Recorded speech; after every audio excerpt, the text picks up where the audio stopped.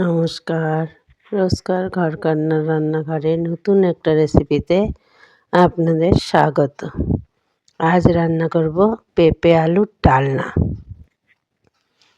তার জন্য নিয়ে নিয়েছি একটা গোটা পেঁপে, তাকে ছোট ছোট করে কেটে নিয়েছি, আর সঙ্গে নিয়েছি ছোট ছোট দুটো আলু, আর তার সঙ্গে মশলা নিয়ে নিয়েছি। এবার আমি কড়াই বসিয়েছি গ্যাসে, তেল গরম হয়ে গেছে, তাতে পেঁপেগুলো ছেড়ে দিলাম।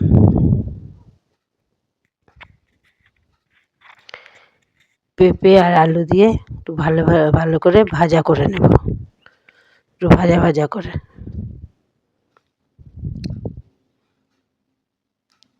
পেঁপেটাকে একটু ঢাকা দিয়ে দেব। এর মধ্যে এবার দিয়ে দেব নুন, হলুদ।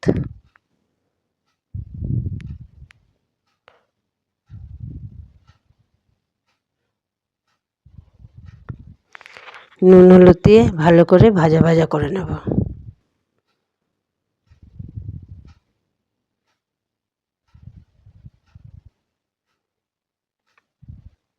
দেখুন পেঁপেগুলো প্রায় ভাজা ভাজা হয়ে এসেছে, আর একটু ভাজা ভাজা করেই নামিয়ে নেব।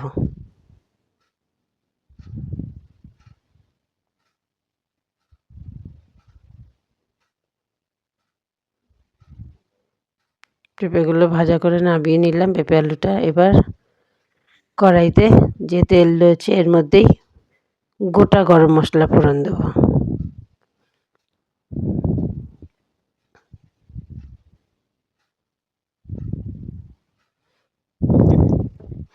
এবার এর মধ্যে টমেটো কুচি দিয়ে দিলাম।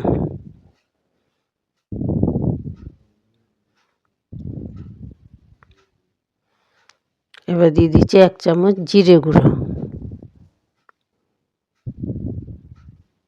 1 চামচ আদা বাটা, 1 চামচ কাঁচা লঙ্কা বাটা। এবার এই মশলাগুলোকে ভালো করে কষে নেব। টমেটো দিয়ে আর জিরে, কাঁচা লঙ্কা, আদা দিয়ে একটু ভালো করে কষে নিচ্ছি। এর মধ্যে দিয়ে দিলাম হলুদ গুঁড়ো, পরিমাণ মতো নুন।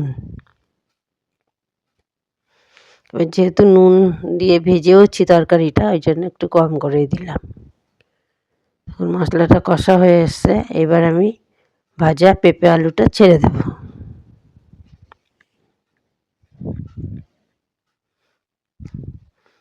পেঁপে আলু দিয়ে ভালো করে মশলার সঙ্গে আর একটু ভালো করে কষে নিচ্ছি।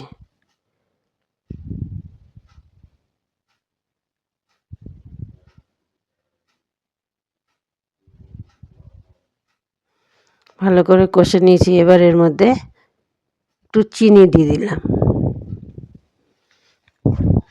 নিরামিষ তরকারি তো একটু মিষ্টি মিষ্টি ঝাল ঝাল হলে ভালো লাগবে খেতে। এবার এর মধ্যে আমি পরিমাণ মতো জল দিয়ে দেবো।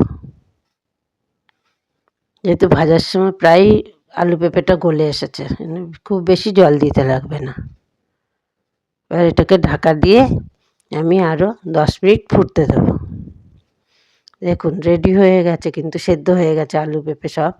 এবার এর মধ্যে দিয়ে দিলাম গরম মশলা।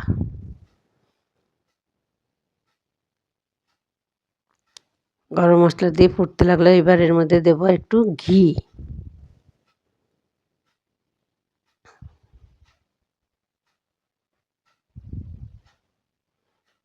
1/2 চামচ মতো ঘি দিয়ে দিলাম। এই নিরামিষ পেঁপে আলুর ডালনাটা খেতে খুব সুন্দর লাগে।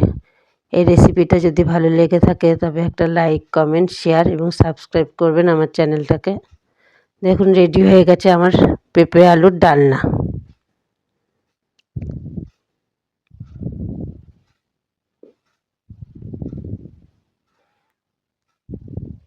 ভিডিওটা দেখার জন্য ধন্যবাদ বন্ধুরা।